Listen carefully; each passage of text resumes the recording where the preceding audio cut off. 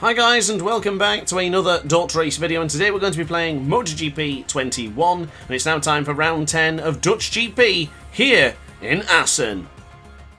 So starting in pole position is Pecco Bagnaia with Zarco and Vinales on the front row, Rins, Morbidelli and Miller on the second, Quartararo, Oliveira, Spargaro, Mir, Marquez and Rossi, Martin, Lecuona, Binder, Spargaro, Petrucci, Marini, Nakagami, Marquez, Bastianini, Grant and Savadori at the back of the grid. So without further ado, we're looking to the red lights and away we go. That's a quick start. The lights went out very, very quickly there. Power setting 3 has been enabled and is engaged as we now need to do everything we can to improve from this shocking qualifying. Has there been a crash? Was that Quartararo who just went down? I think Fabio Quartararo has just gone down as we're already up into 10th position already. What a wonderful start. I guess we were very lucky once Fabio Quartararo went down. It seems to have caught a lot of riders off attention as we now go into the left hand side to get up the inside of Frankie Morbidelli. Beautifully done. We are now up into 7th position. What a start, ladies and gentlemen. Absolutely brilliant start that I did not even expect. I really needed a good result, and I mentioned in the qualifying just 4 hours ago how important it is to get a good start. Well, it was more so important to qualify well. That never happened, so we're just trying to at least get a good start. Pecco Bagnaia, Johan Zarco, Vinales all up there right now, battling it out for the top position. There's Alex Rins as well. What a start for Alex Rins. Didn't he go? He was in qualifying 1, and now he's already up into 4th position. What a brilliant result as we try and go around the outside of Miguel Oliveira. Miguel Oliveira didn't want any of it as we're going to try and go for the inside of the Portuguese rider. Wonderfully done, just pushing him wide into the Ducas loop there as we go on to the right-hander now for this very tight, innocuous corner for turn 12 with a name as long as my career. As we're now going to the left-hand side for turn 14, left-hand side again for turn 15 for the Russian hook. We mustn't lose the tabs away from Jack Miller as we go a little bit out of shape. I thought we were going to go for a lunge there. Definitely thought about it as a bit of contact was made with Jack Miller. I must say I don't like how that happens in this video game, that you can be quite clear away from them, but the collision detection wants to move you around on the circuit. So for the time being, we're still in 6th position. I was going to say 5th, but that is occupied with Jack Miller right now, of course. As we go into the right-hand side for the Osbroken for turn 3. We'll bring it in right-hand again for turn 4. Let's see if we can get the move up, and Jack Miller now nice and tight to the apex. We got Frankie Morbidelli on the previous lap. We now have claimed Jack Miller as well. Wonderfully done for the man on board the Aprilia RSGP. Now, I've mentioned this probably way too many times already, but I'm going to mention it again just in case. We changed the bike in Catalonia test from package A to package B. Package B gives us more reactivity and is much more stable. Look at the difference it has made so far.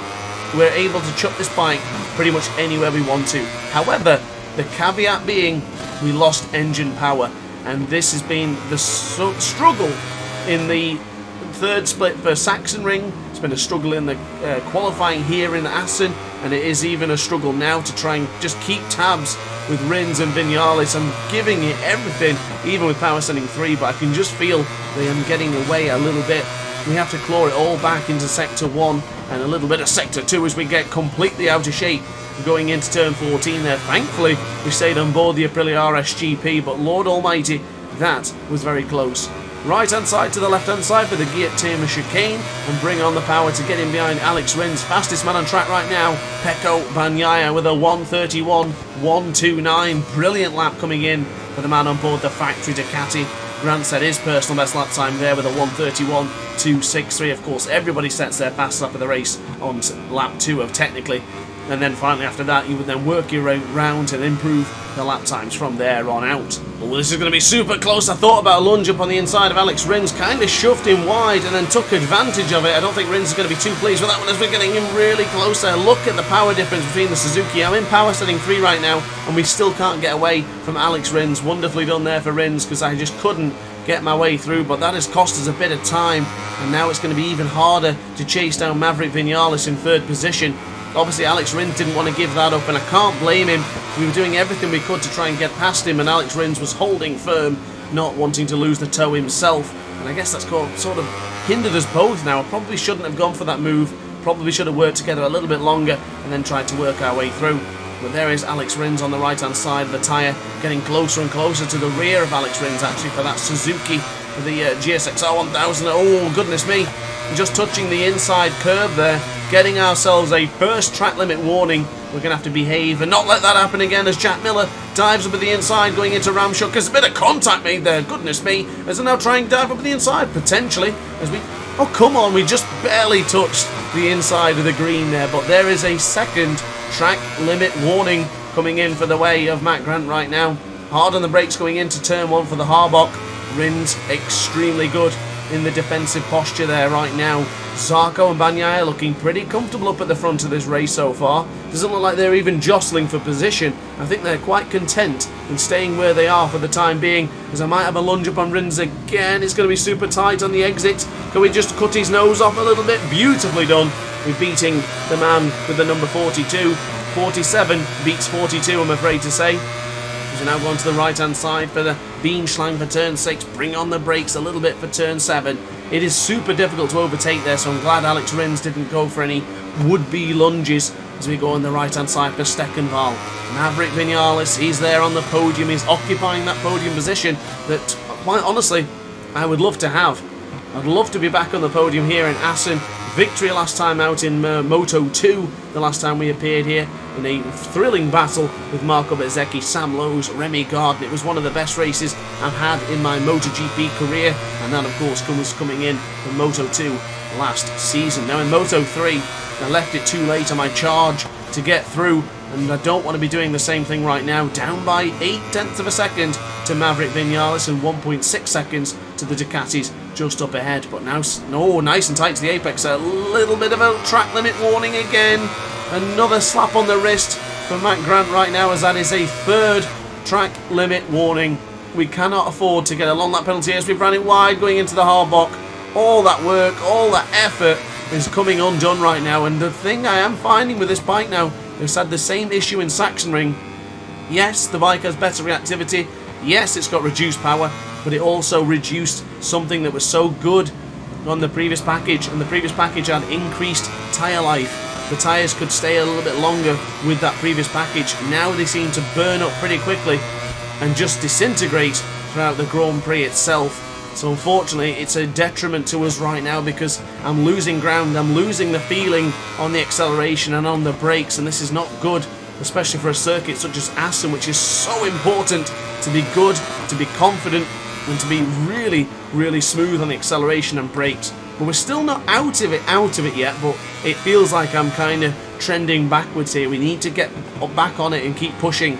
Our lap times have been pretty consistent so far, but we have to stay within the remit of 2 or 3 tenths away from Maverick Vinales. But right now, can't get close enough for a tow. We are desperate for a tow. We really, really need a tow for tracks like these when we have reduced engine power. And this seems to be the issue right now. Alex Rins is less than 2 tenths of a second. If he is quick enough, I don't mind letting him get through and we might be able to chase him down. Maybe he can get us up to the riders up at the front position.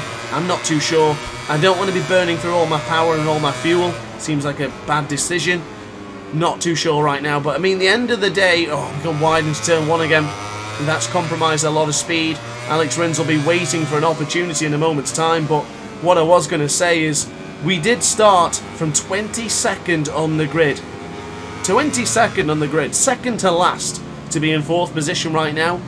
Maybe it's wise just to say, I tell you what, let's just accept it. Let's not go something crazy. Let's not do anything too stupid.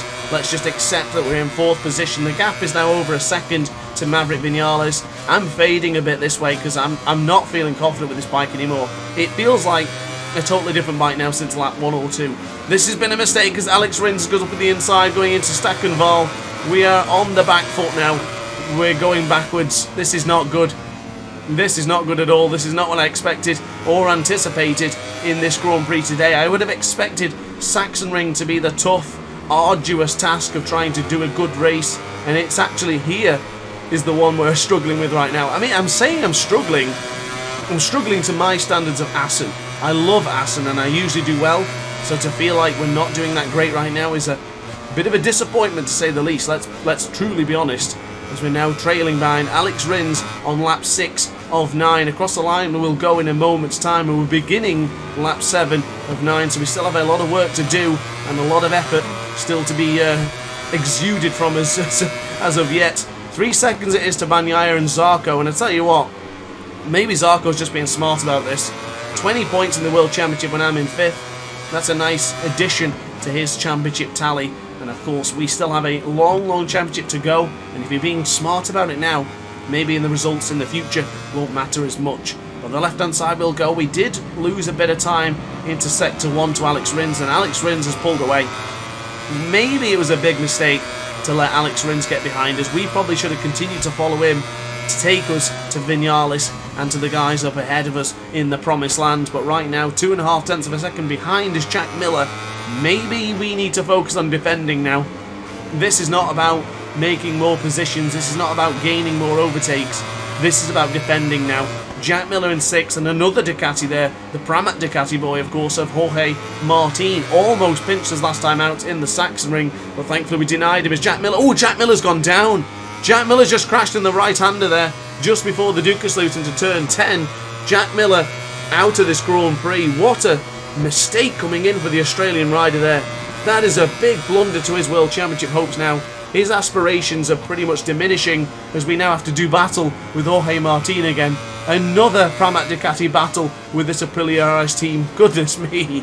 A nice result there for the Petronas SRT boys. Frankie Morbidelli and Valentino Rossi once again working in tandem. We did it in Sachsenring until both of them met their demise early on in the Grand Prix. I think it was even lap 1 as Jorge Martin, he's right there at the bottom of the picture. You would have just seen him near our rear tyre. Is he again going to be pressuring us for a position in this Grand Prix race as things stand? As the right hand side will go for turn 4. I don't quite see him yet, and I hope he doesn't go for my patented move and lunge going into Strubben for turn 5, because that would be very devastating.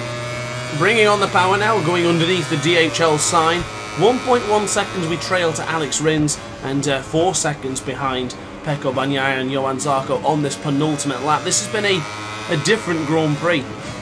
A very different Grand Prix to Sachsenring. Sachsenring was, of course, extremely exciting and extremely aggressive, as we have a good old look behind us there to see where Jorge Martin is. And there he is, the number 89, waving at us to get our attention, to say, look, I'm coming through in a minute, so move over.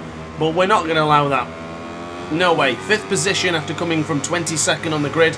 I will take that right now. End the race and I will accept it. 5th place is a bloody good position. It's not what I wanted, because I wanted to qualify better. I wanted to battle with the best riders in the world here in Assen, but unfortunately, a bit of a ding-dong with Rins. I've seen Quattararo crash out, etc. Jack Miller crashed behind me as well. Interesting. Very interesting and different Grand Prix, but these races where we're not doing so good, we're kind of struggling a little bit, is the ones that really matter when coming down to the end of the championship, because we've had some difficult races so far, and there is Jorge Martin. Martin to take over from 5th position. Goodness me, we ended up losing position. However, Strubben is coming up soon. Can't wait for Strubben. Here we go. Right-hand side for turn 4. Can we get him going into Strubben for the left-hander? You better believe it. Oh, picks up Jorge Martin with a vengeance. Beautifully done, as now Valentino Rossi is in 7th position. Hopefully he can pinch another spot from Jorge Martin, because that will help us out in the team championship, as Aprilia isn't that far away. It's kind of unrealistic because Salvadori and Aleix Espargaro have not done very good in this Grand Prix. And I tell you what, Aleix Espargaro out-qualified me and Salvadori by a long shot. And yet, we are ahead of Aleix Espargaro. I haven't even seen Espargaro in this Grand Prix. And now it's the final lap, so I very much doubt I'm going to be seeing him anytime soon. But thank goodness we made that lunge up on the inside of Jorge Martin, because he has rescinded his opportunity to continue to fight us. So hopefully now it's going to be a 5th position finish for the man on your screens right now. Interesting race, but unfortunately, guys, I guess it wasn't as intense as the Sachsenring Grand Prix. I certainly don't feel like my throat's on fire as much as the other one was. But oh my goodness, there is Jorge Martin again. Leave me alone, Jorge. Leave me alone, Pramac Ducati. I do not want to be battling with you anymore. But Pecco Bagnaia will win here in Assen. Johan Zarco 2nd, Vinales 3rd, Rins 4th, and Grant comes home in 5th position. So a quick recap of the results. Bagnaia wins with Zarco and Vinales on the podium. Rins and Grant in 4th and 5th. Martin, Rossi, Morbidelli and Danilo Petrucci are your top 9 riders. So look at the team championship now. Grant trails Johan Zarco by 36 points. Pecco Bagnaia has just whittled the lead down by 5 points now to 53. And Fabio Quattararo, after crashing, is now 85 points behind the Frenchman in the lead, Johan Zarco. So look at the team championship. Pramac Ducati still lead the way by 44 points ahead of Ducati Lenovo team, and the Aprilia Racing Team Gresini have been bumped down to third and now trail by 56 points. So looking at the Constructors' Championship, Ducati absolutely dominating once again, which will definitely result in another Constructors' Championship, because look at them, they're so far ahead, it's just not even funny. 74 points ahead of Aprilia and 77 ahead of Yamaha. So guys, upon that note, thank you very much for watching the video, I really hope you enjoyed it. Like, comment and subscribe if you did, and hit the notification to be alerted to every single Dr. Ace upload. Thanks for watching guys, and ciao for now. Oh hi, didn't quite see you there. Good to see you're still here. If this video didn't quite set your appetite, then why not watch some more Dr. Ace content by clicking the video shown on screen now. Furthermore, if you would like to follow me on social media, you can do so now with the links down in the description. Consider subscribing so you don't miss a single Dr. Ace video.